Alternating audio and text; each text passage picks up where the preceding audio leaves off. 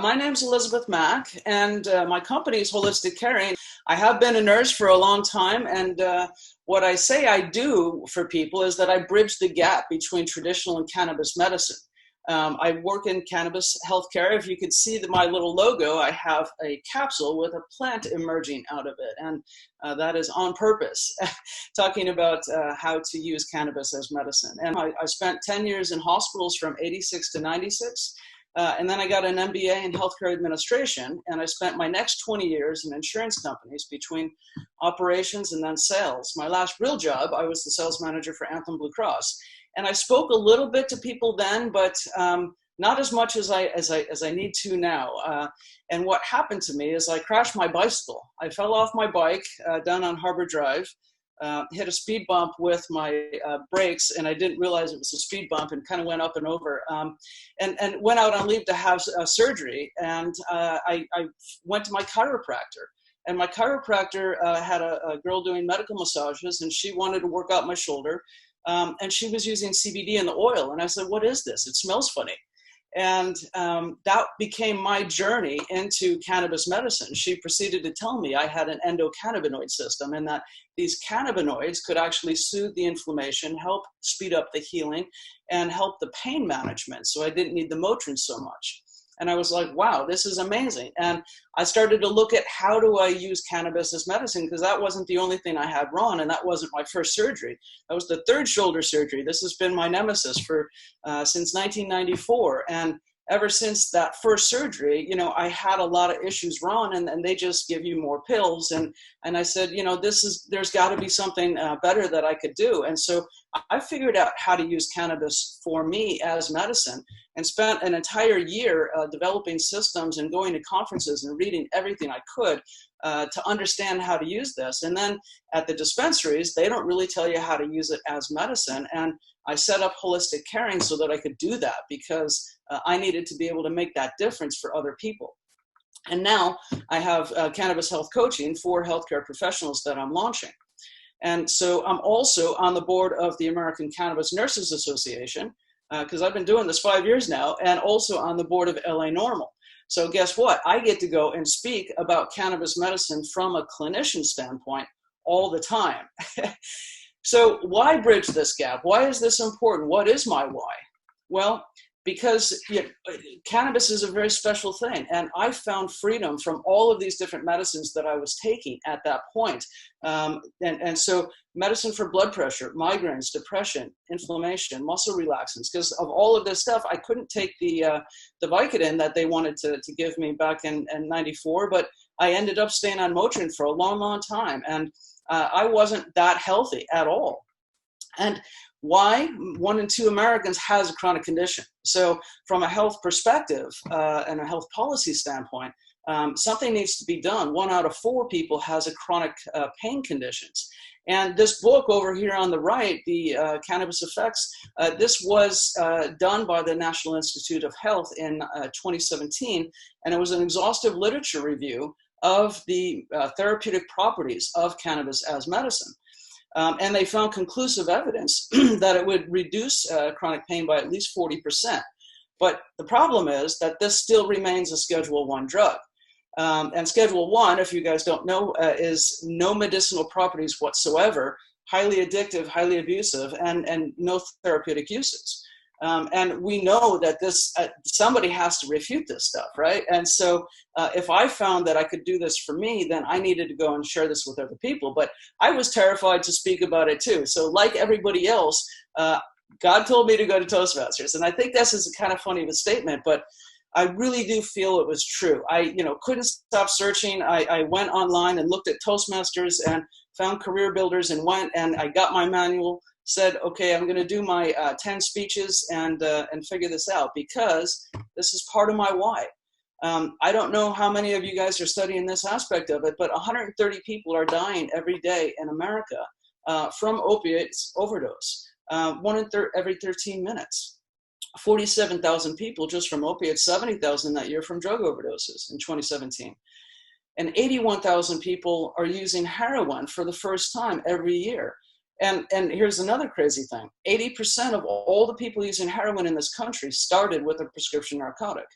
And these medicines were only meant for a few days to a couple weeks. But America's in distress. We have all of these categories of chronic pain and mental health conditions that we struggle with, and nobody's sleeping. 50 million people have insomnia, and autoimmune and neurological conditions are things that people don't necessarily heal from.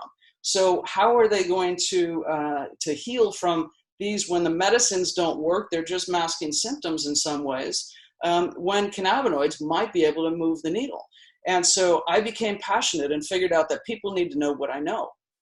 And just a quickie on cannabis, it's been used as medicine for 5,000 years, and it has over 500 natural compounds. It's one of the richest phytonutrients on earth. And these things are called cannabinoids and terpenes and flavonoids, and they have therapeutic effects in the body. CBD and THC are some of them.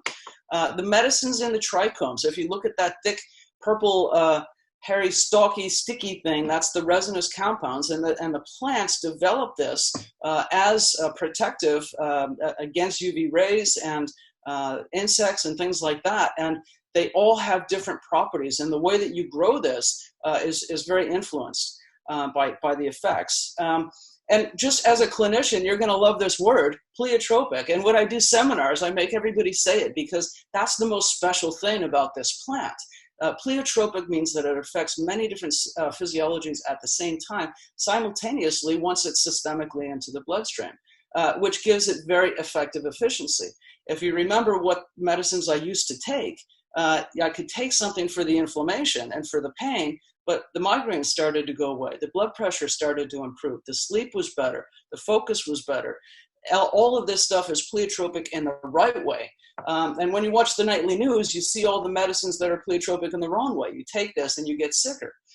The other thing about cannabinoids is that they're facilitators to greater health. When you feel better and you have more energy, you can move and you can exercise and upregulate the whole endocannabinoid system.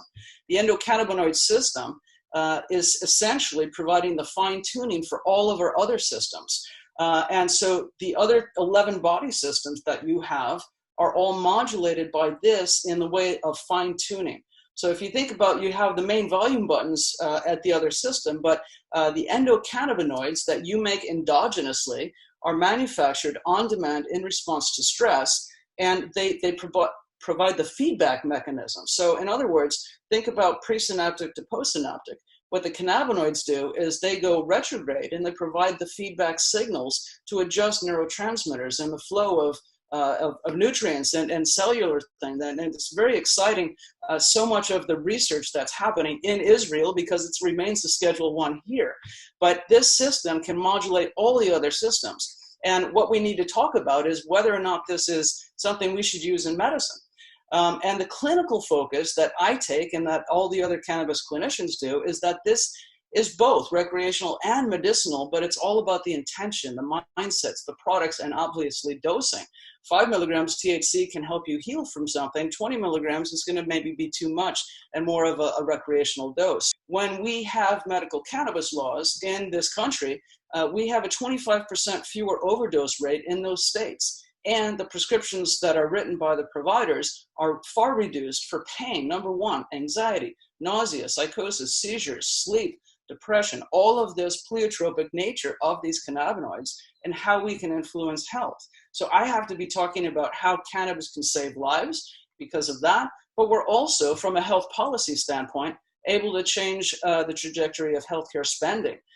This came out in 2016. Now we've got new reports that this was $165 million in Medicare savings for people using medical cannabis back then. Now it's over $1 billion.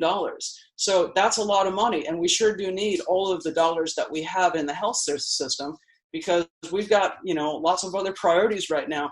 And so what's going to happen with chronic care? If we can teach people that cannabinoids are patient-centered toolkits of healing, that they can be empowered to learn all the different routes of administration, the different formulations, how to dose, how to stay safe, and to be able to learn to read their body and feel empowered to take their own healthcare into their hands to a degree with support, clinical, not necessarily the dispensaries, but then to couple that with integrative health. And I implore all of you to learn more about functional medicine and how nutrition makes a difference, because body, mind, spirit will heal.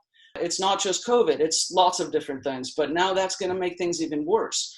And for chronic conditions, I want to get the word out there so that we can help to apply the medical process to cannabis medicine. When I meet with somebody on a one-to-one basis, I have to do an assessment and then develop a plan. And then you case manage and you implement that plan. And then you help them track and make adjustments. And they feel guided and supported all the way through this rather than, you're just on your own. And so I've developed all of these systems that like the tracking log, where I have a weekly follow-up call with clients. And I say, what are your pain levels? How's anxiety, 1 to 10? Memory, focus. Are you sharper or are you fuzzier? Then we make dosing adjustments, because this truly is personalized medicine. It's not like you just take a pill 3 times a day and this is going to be your outcome. No, this person's in the driver's seat, and we can adjust and modify how they need to feel. So Americans are sick. 1 out of 2 of us need help. And with the right guidance, I believe that we can make a difference. And these chronic conditions, think about this. These are not things that you can medicate for 2 weeks and then be on your own. These are the best things that can benefit from it, because we can fine-tune that endocannabinoid system. We can adjust the immune system up and down. These are immune modulators. They help the nervous system. They are neuroprotective. What that means is we're encasing the nervous system and controlling GABA and glutamate and those sorts of things, so that we're able to tone down neurotoxicity and neuroinflammation. So we can, sometimes heal people that didn't think that they had a chance. But the problem is, this is still a recreational market. It's hard to be me. And it's hard to really assuage the fears of the people that can benefit the most. Most of my clients are seniors. My youngest is 8 years old, and my oldest is 104, and everything in between. But it's hard to take this. But I have to go out and continue to make the case, the clinical case for cannabis, that it's not just recreation, that you can dial this in, and that it does really help. This very sweet man, I got him off methadone, and he was on that for 12 years. But it is absolutely possible to wean people down off of opiates and to make a real difference. And this picture on the right was me presenting last summer to the National Association of Health Underwriters, which I used to be a part of as an insurance professional. These guys designed the benefit coverage for all of us as Americans, Medicare, and then all of the private insurance coverage. And I keep asking them, we're going to build CBD into the benefit structures. And here's why. And there were 350 people in that room. And this one, this is the Mission Valley Library teaching seniors, doing community service. But what I'm launching now is training for cannabis health coaches. So again, I'm going to be hopefully back on a stage when the world opens up again, doing monthly training, but also putting it all online, doing clinical webinars and teaching people, and then giving the clinicians that I train my assessment forms, my patient teaching, the care plans, the tracking logs, and then community 101 presentations that they can go out and present. One of the great things about cannabis health coaches is that you bring back the art of medicine. You pair logic and science with intuition and faith and really working one-on-one with people, and it's a beautiful thing. So, just to kind of close up here, my whole thing is, what do you feel passionate about? Develop it. There's so many things to fix in healthcare. There's so many good things that you can contribute to. Look around and see where the gaps are in your life and in your personal specialty and what you're going to do, and develop that as you're moving forth. And congratulations on your graduation. And I wish you all the best and opportunity to go out and make a difference in other people's lives and add value, your unique value on a daily basis. And live your passionate dreams. So that's it. And by the way, I have a book coming out, Become a Health Coach, Cannabis Medicine, and it'll be on the website. So Anyway, thank you so much, and I wish you all to stay safe and well, and thank you for the opportunity to educate you this morning.